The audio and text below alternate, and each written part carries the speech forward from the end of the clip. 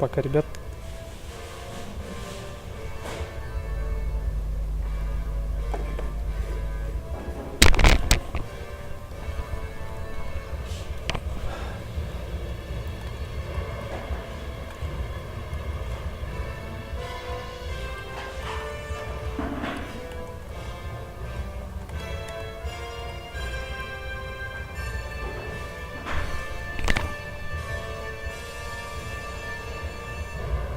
Hi man, nice to see you here.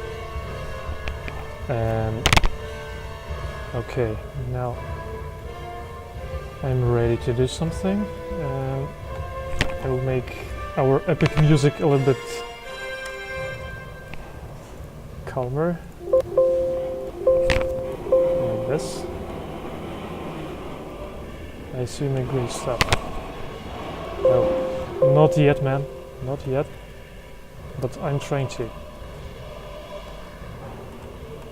Thanks for coming. And today I'm gonna try to continue my recent sketch.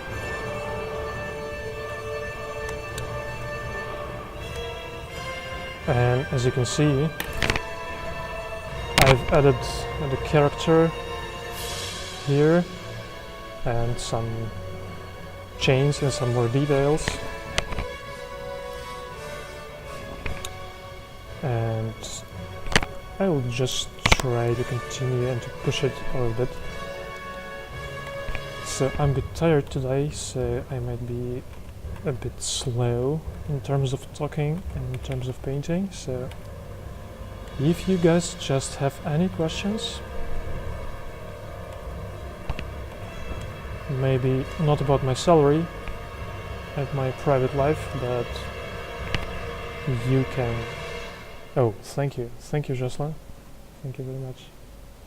So if you have any questions, just feel free to say it, to ask it, or just if you want to say hello or whatever.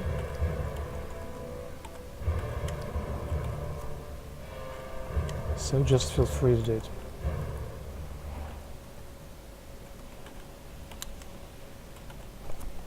Unfortunately, today we won't have Screwdriver online, which is my good friend and my colleague. He's very funny and energetic, I guess it's a right word for that. He inspires me a lot, so I dedicate this broadcast to my friend with funny Nick Screwdriver, who is actually an amazing artist, and I will just drop a link to his Instagram, so you just can follow this guy.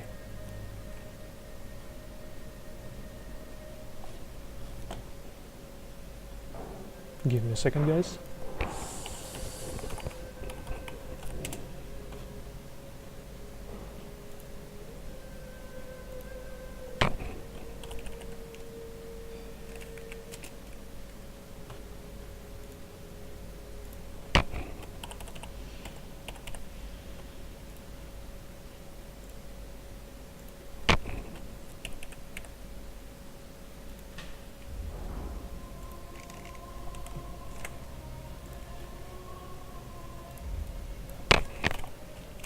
So, here you are. This is the link to portfolio of my good friend. Just feel free to go there and watch his very interesting artist, I guess.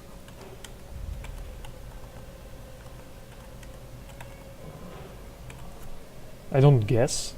He is an interesting artist.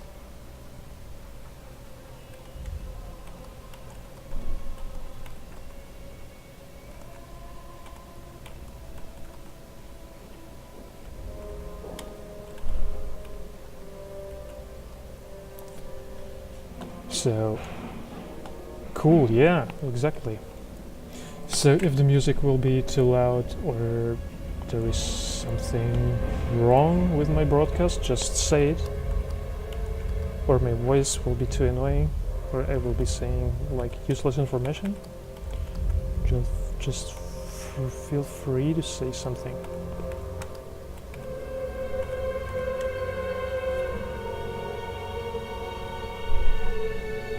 Hey man. Hey man. Hey. Nice to meet you on the stream. Welcome to the stream.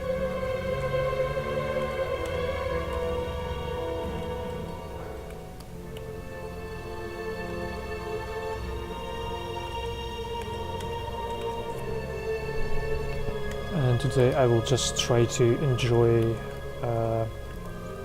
the process of painting, because I really love to actually paint. I try to use my favorite soft brushes, texture brushes, to paint these awesome stones and stuff like that. And let's enjoy the Lord of the Ring music, because I guess it's a suitable soundtrack for this painting, I guess.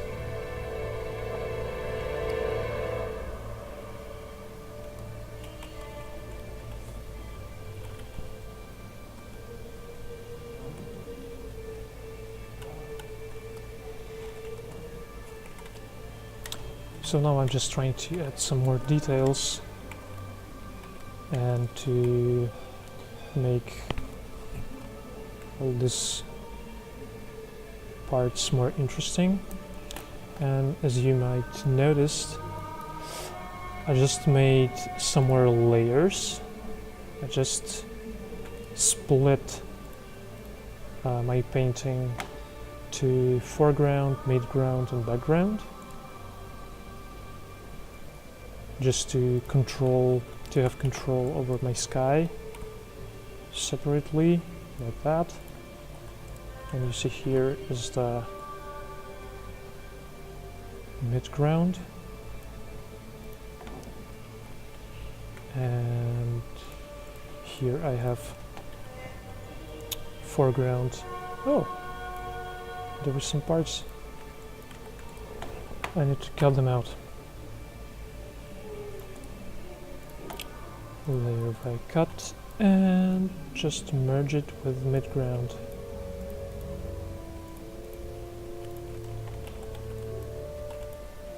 Okay, now, yeah, exactly. Now I have more control over my painting.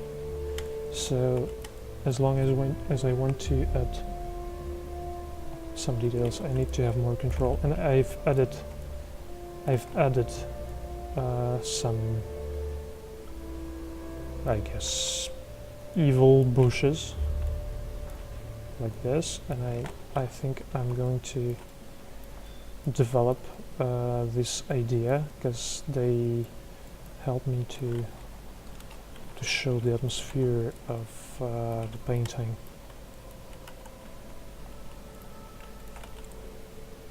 So because I want to emphasize the feeling of desperation and helpless and stuff like that. And I guess this bushes looks fine for this painting. And also I've added this character here just to make some interesting parts. And of course the biggest inspiration was Dark Souls games, Dark Souls series, right? So I told last time that it's an amazing game in terms of environment design. So if you are really interested into environment design, just go and check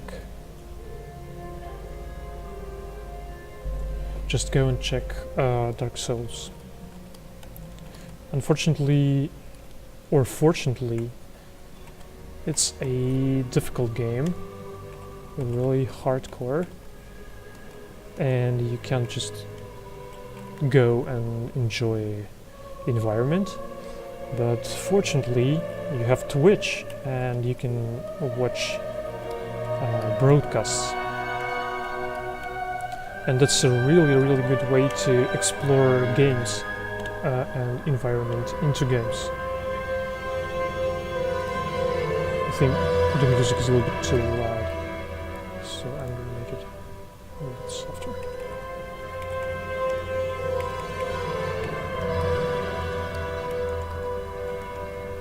And you know, in terms of character design, Dark Souls is really cool, because it's absolutely unusual design for me, I guess. The creatures in Dark Souls is absolutely amazing, so just go and explore them. I really recommend that, especially if you are into this gothic vibe, let's say. You will enjoy, you will really enjoy. So, if you know Dark Souls, okay, if not, okay, but I just wanted to say that I had an inspiration in this game, and you might see this little lights which you obviously find in this game, and which is amazing idea. It looks like little piece of fire, or also like a blood, and you know, that gives like this dark atmosphere.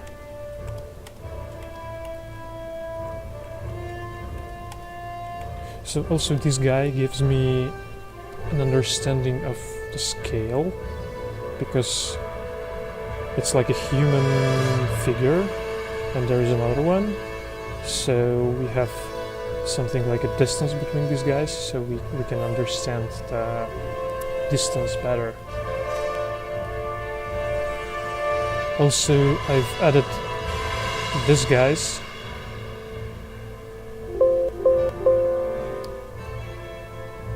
The chains hanging from nowhere, and these details also emphasize the feeling of perspective, because we see the chain here and we see the chain here, so we realize that this is the same object, and here is the distance between these objects, so we feel the distance better. So this is another trick to emphasize the perspective, to place similar objects in different distance in the composition, so you will feel the feeling of the perspective will be a little better. Of course, you guys all know that, but my friend Screwdriver wanted to watch this broadcast, but unfortunately he cannot do it today, so I just make some notes in terms of art or design, so it might be a little bit annoying, so just excuse me for that.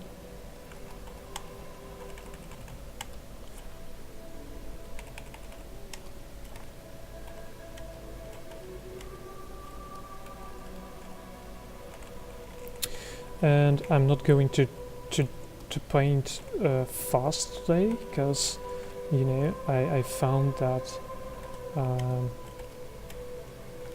speed is not always a good thing, because sometimes you really need to think about your painting, and just to make one stroke instead of 100 strokes.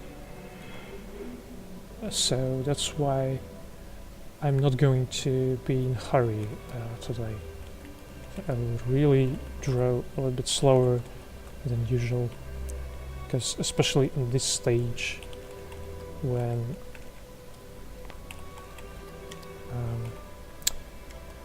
some parts are, let's say, finished, Of course, they are not finished in the understanding of illustration, because usually illustrations are really very finished and polished and stuff like that. But I want to keep this painting really loose and really brush stroke. So for me, some parts like this one looks good for me, and I want to keep this feeling of brush strokes, let's say. So I don't want to repaint it 100 times. I just want to,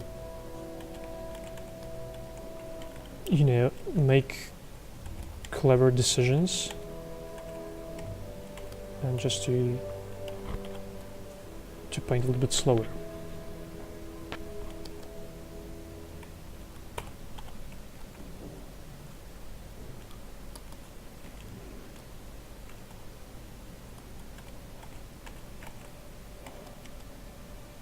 Well, where's the music?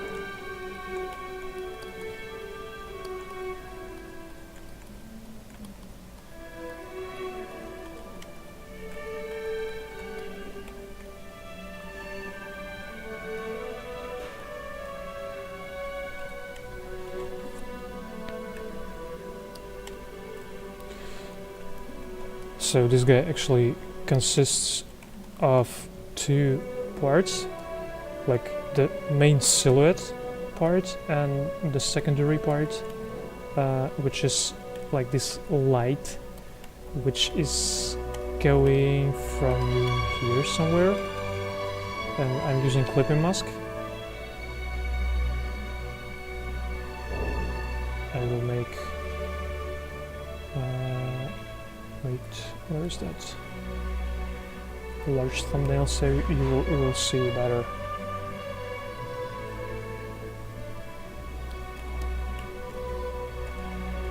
Of course you know that, but I'm just making some notes for my friends who don't know these tricks.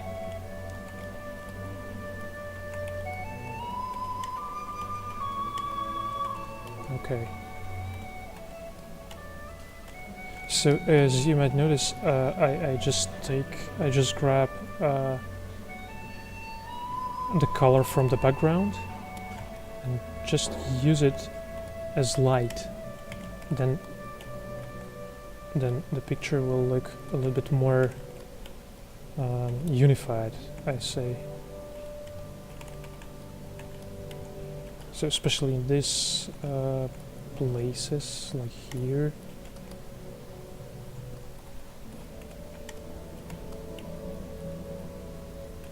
Add some strokes and just to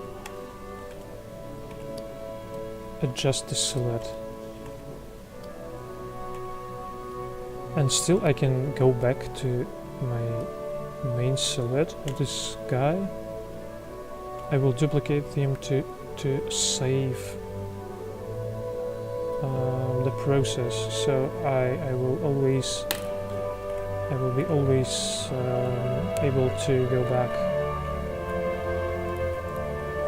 Now it's a really good thing to save stages, because sometimes you just spoil your picture so you can go back and return.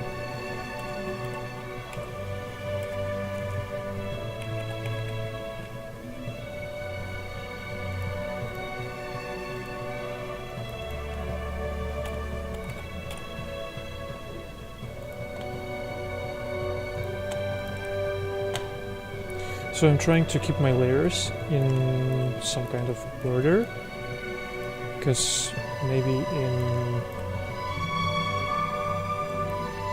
a couple of days there will be like hundreds of layers, so it will be much easier to organize them and to, you know, to have some names here, correct names. But yeah, not everywhere, but I'm going to do it right now.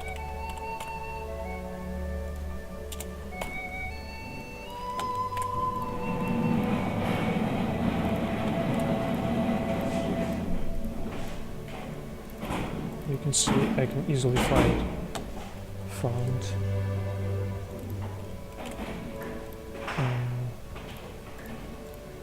my layers. Actually, this was the reference for my character. I found a picture and I transformed it into my perspective according to my guides. Let's switch appropriate perspective grid, which is no, this one, not this one. Wait a second. Just give me a second. I will show it. Oh, here is it. So I just matched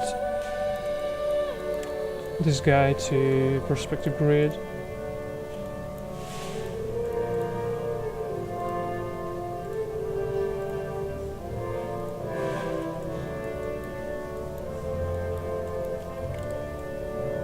So he was somewhere here or whatever, that doesn't matter for a moment.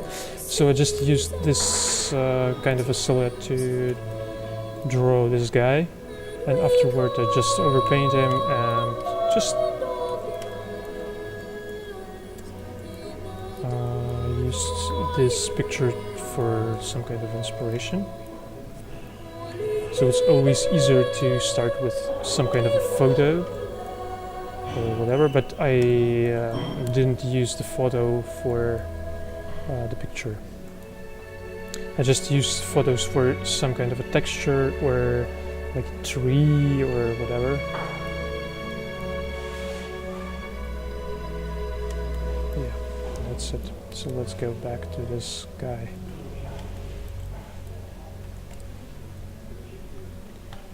Actually, I wanted to name the layers.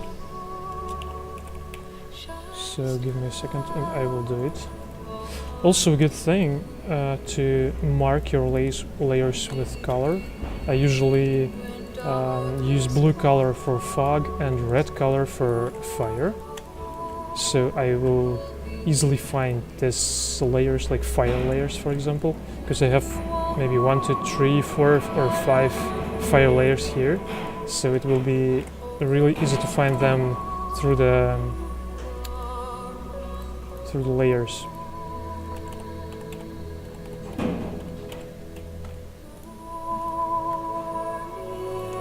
Three chain particles. Let's put red here. 3, 3. What is that? This is the chain, I guess. Let's put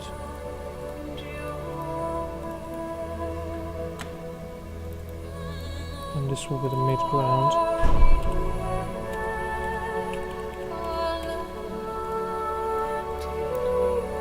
This will be background. And this will be the sky.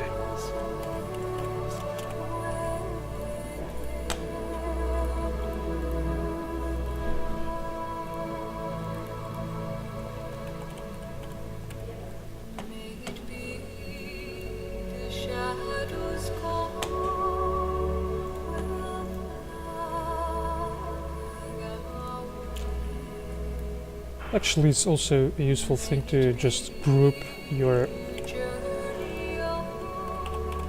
similar layers like this. You can drop it here. Also chains, so we can group them. So that maybe let's make them gray, and the trees could be actually green, and the edge could be blue, so we will easily find them. What's this? Actually, I keep this chain like a first one very straight, just to have some kind of a, you know, some kind of a reference, or the base to scale or transform it into perspective.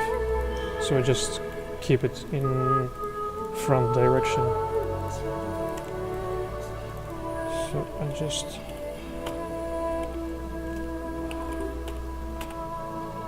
I will do like that, and we'll drop it here.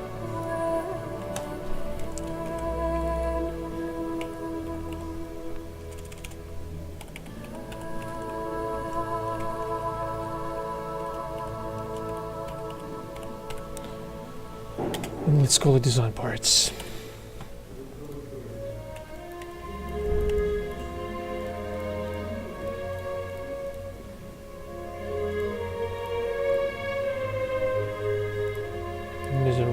So we can drop it here, and this goes to info. Just 2 minutes, and in terms of perspective, it will be better. Believe me, it's really a good thing to organize layers. Because one day you will return to this picture like 3 years later, and then you will have all your layers named and organized, and you will say thank you to yourself, because you will have like a very clean and predictable project, let's say.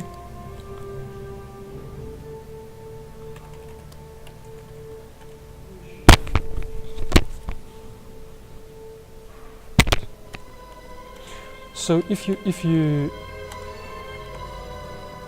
make a habit from this actions, it will be really beneficial.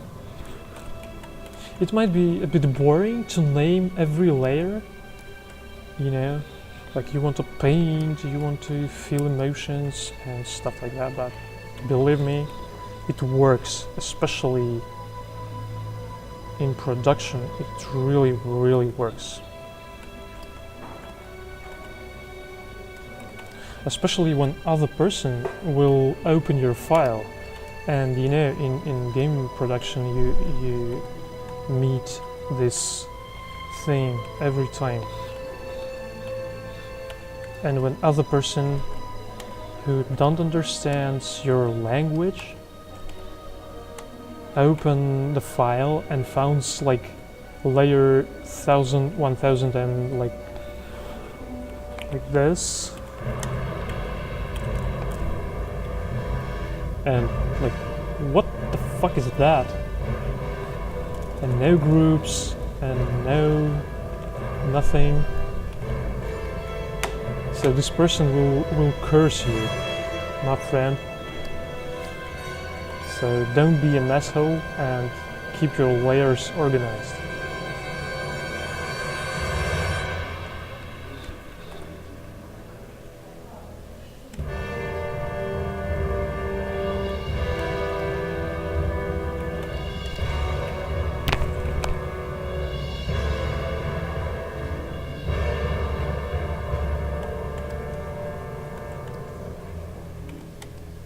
This is actually like a basic thing, but not many people do this, actually, I found.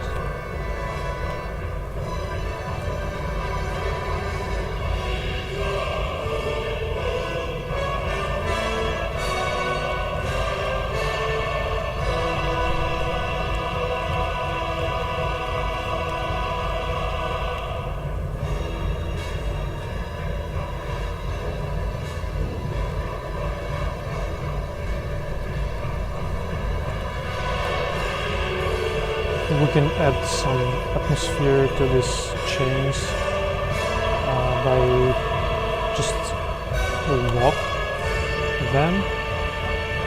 I'm using a dot on my keyboard to lock the layer. This is a very useful thing. And I just pick the background color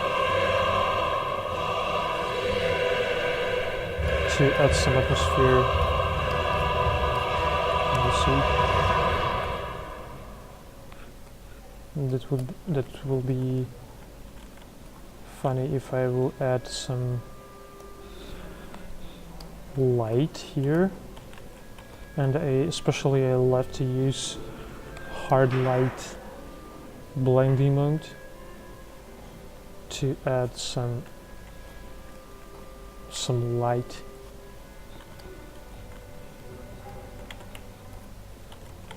To like very hot metal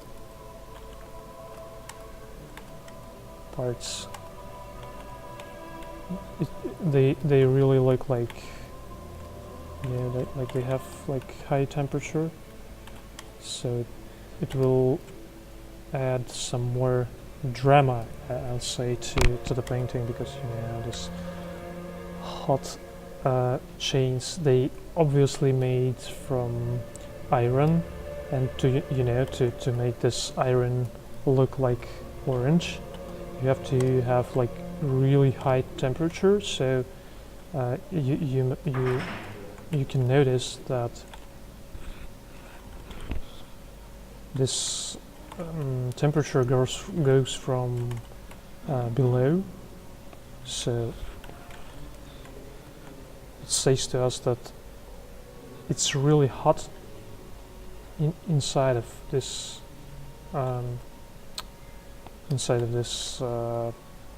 environment, let's say. It doesn't mean that it's the right direction, but it gives something more to our painting.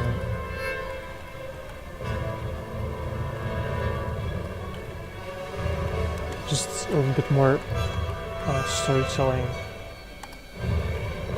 And also one thing, like let's see this, let's